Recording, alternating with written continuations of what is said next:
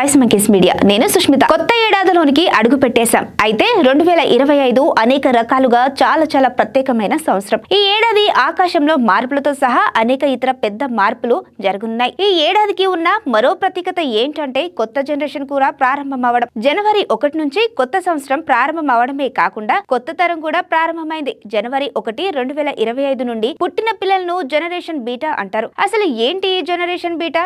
ఎప్పుడు దాకా పుట్టిన వాళ్ళని ఈ తరంగా పరిగణిస్తారు? వారి జీవితం ఎలా ఉంటుంది? వాళ్ళు ఎదుర్కోబోయే సవాల్ ఏంటి అనే వివరాలను ఇప్పుడు చూద్దాం. జనరేషన్ బీటా అని ఎందుకు పిలుస్తారు? ప్రత్యేకతలు ఏంటి? సాధారణంగా ప్రతి 15 నుండి 20 సంవత్సరాలకు ఒక తరం పేరు మారుతూ ఉంటుంది. తరాలకు పేర్లు పెట్టడం వెనుక చాలా కారణాలు ఉన్నాయి. తరాల పేర్లు చారిత్రక, సాంస్కృతిక, అనేక ఇతర సంఘటనల ఆధారంగా నిర్ణయించబడతాయి. 1981 నుంచి 1996 మధ్య జన్మించిన వారిని మిలీనియన్స్ అని పిలుస్తారు. 1996 నుంచి 2010 మధ్య పుట్టిన వారిని జనరేషన్ జెడ్ అని పిలుస్తారు. 2010 నుంచి 2024 మధ్య పుట్టిన వారిని ఆల్ఫా జనరేషన్ గా పరిగణిస్తారు. ఈ తరం పుట్టక ముందే సోషల్ మీడియా, ఇంటర్నెట్లు ఉన్నాయి. అలాగే 2025 నుంచి 2039 మధ్య పుట్టిన తరాన్ని బీటా బేబీస్ గా పిలువనున్నారు. ఈ తరం ఏఐ, స్మార్ట్ పరికరాల మధ్య పెరుగుతుంది. జనరేషన్ బీటా పిల్లలు దైనందిన జీవితంలో విద్య నుండి ఆరోగ్య సంరక్షణ, వినోదం వరకు ఆర్టిఫిషియల్ ఇంటెలిజెన్స్, ఆటోమేషన్ ప్రధాన భాగంగా ఉంటాయి. ఈ తరం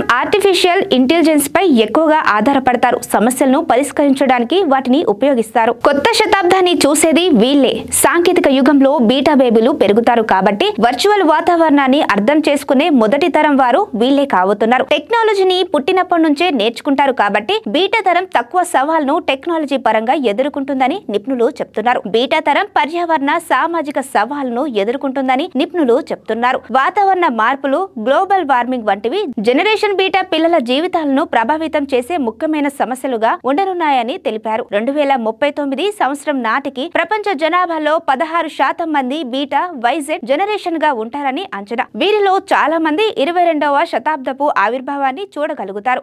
ఈ తరం కొత్త శకానికి నాంది పలుకుతుంది. దీంతో సాంకేతికతకు కొత్త రూపురేఖలు రానున్నాయి. అయితే ఈ పిల్లలు పెరిగే కొద్దీ వారు అనేక సామాజిక సవాళ్లతో పోరాడుతున్న ప్రపంచాన్ని చూడాల్సి వస్తుంది. వాతావరణ మార్పులు, ప్రపంచ జనాభా మార్పులు, వేగవంతమైన పట్టణీకరణ వారి జీవితాలను ప్రభావితం చేసే ముఖ్యమైన సమస్యలు. మార్క్ మెక్క్రిండిల్ సుస్థిరత అనేది ఇకపై ఒక ఆప్షన్ కాదని, ఒక అవసరమని నొక్కి చెప్పారు. పర్యావరణ స్పృహ, స్థిరమైన జీవన శైలికి జనరేషన్ బీటా చిన్న వయసు నుంచే అలవాటు పడిపోతుందని, 21వ శతాబ్దం తీవ్రమైన పర్యావరణ సమస్యలకు పరిష్కారాలను కనుగొనే పనిలో ఉంటాయని మార్క్ అభిప్రాయపడ్డారు. సాంకేతిక పురోగతి అంటే ఏఐ ఇంకా ఆటోమేషన్ వారి దైనందిన జీవితంలో ప్రధాన శక్తిగా ఉంటాయి. మెక్క్రిండిల్ ప్రకారం జనరేషన్ బీటా వయసు వచ్చే సమయానికి ఈ సాంకేతికతలు విద్య, పని ప్రదేశాలు, ఆరోగ్య సంరక్షణ, వినోదంలో పూర్తి స్థాయిలో ఉంటాయి. జనరేషన్ బీటా పిల్లలు ఎలా పెరుగుతారు? జనరేషన్ బీటా ప్రధానంగా చిన్న జెన్ వై, పెద్ద జెన్ జెడ్లకు జన్మించిన పిల్లలు కలిగి ఉంటుంది.